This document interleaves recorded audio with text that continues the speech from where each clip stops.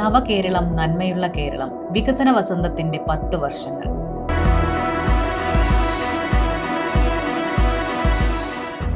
പള്ളിക്കൂടങ്ങൾ സ്മാർട്ടായ 10 വർഷങ്ങൾ. കേരളത്തിന്റെ പൊതുവിദ്യാഭ്യാസ മേഖല അത്ഭുതകരമായ പരിവർത്തനങ്ങൾക്ക് വിധേയമായ 10 വർഷങ്ങളാണ് നാം പിന്നിട്ടത്. രാജ്യത്തിനു മാതൃകയായി ലോക നിലവാരത്തിലേക്ക് ഉയർന്ന കണ്ണഞ്ചിപ്പിക്കുന്ന നേട്ടങ്ങൾ കരഗതമാക്കിയ കേരളത്തിന്റെ പൊതുവിദ്യാഭ്യാസ മേഖലയുടെ വളർച്ചയ്ക്ക് പിന്നിൽ LDF സർക്കാരിന്റെ ദീർഘവീക്ഷണവും കഠിനാധ്വാനവുമാണ് എന്നതിൽ ആർക്കും തർക്കമില്ല. 2016 UDF ഭരണം അവസാനിക്കുമ്പോൾ കേരളത്തിന്റെ പൊതുവിദ്യാഭ്യാസ രംഗം ഗുരുതരമായ പ്രതിസന്ധികളുടെ നടുവിലായിരുന്നു. 1000-ഓളം പൊതുവിദ്യാലയങ്ങൾ അടച്ചുപൂട്ടലിന്റെ വക്കിലായിരുന്നു. 5 ലക്ഷത്തോളം കുട്ടികൾ വർഷം തോറും പൊതുവിദ്യാലയങ്ങളിൽ നിന്ന് കൊഴിഞ്ഞു പോകുന്ന സ്ഥിതിവിശേഷം. ക്രിസ്മസ് പരീക്ഷയുടെ കാലത്തുപോലും പാഠപുസ്തകങ്ങൾ കുട്ടികൾക്ക് ലഭിക്കാതിരുന്ന കാലം. SSLC പരീക്ഷാ നടത്തിപ്പ് സംവിധാനത്തിന്റെ വിശ്വാസ്യത നഷ്ടപ്പെട്ട കാലം. ആ കാലത്ത് നിന്നാണ് 2016 അധികാരത്തിൽ വന്ന LDF സർക്കാർ പൊതുവിദ്യാഭ്യാസ മേഖലയെ സംരക്ഷിക്കാനുള്ള പദ്ധതികൾക്ക് രൂപം നൽകിയത്. അതിനായി പൊതുവിദ്യാഭ്യാസ സംരക്ഷണ യജ്ഞം ആരംഭിച്ചു.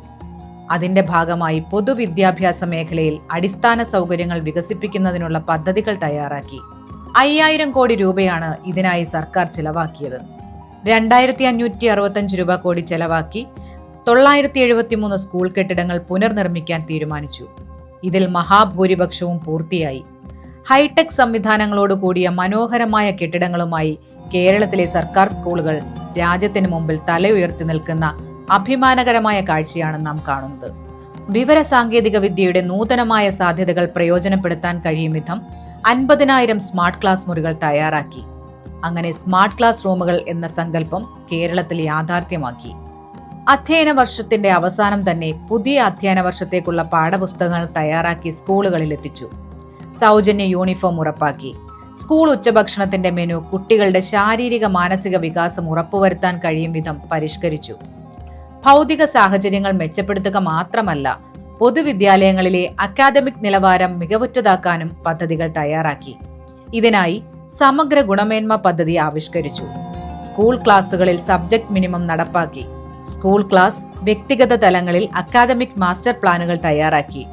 ഓരോ കുട്ടിയുടെയും പഠന പുരോഗതി മനസ്സിലാക്കാൻ ഇതിലൂടെ കഴിയും.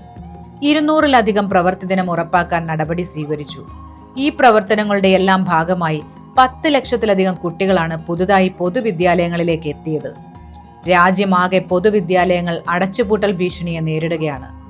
18,727 സ്കൂളുകൾ കഴിഞ്ഞ 5 വർഷത്തിനിടയിൽ രാജ്യത്ത് അടച്ചുപൂട്ടി എന്ന് കേന്ദ്ര സർക്കാർ തന്നെ വ്യക്തമാക്കിയിട്ടുണ്ട്. ഈ പശ്ചാത്തലത്തിലാണ് കേരളത്തിന്റെ ഈ ചരിത്ര നേട്ടം എന്നത് നാം ഓർക്കണം. തലമുറകളെ രൂപപ്പെടുത്തുന്ന പ്രക്രിയയാണ് വിദ്യാഭ്യാസം. ആ നിർണായകമായ പ്രക്രിയയിൽ കേരളം ലോകത്തിന്റെ ആകെ ശ്രദ്ധ പിടിച്ചുപറ്റുന്നു, രാജ്യത്തിന് മാതൃകയാകുന്നു.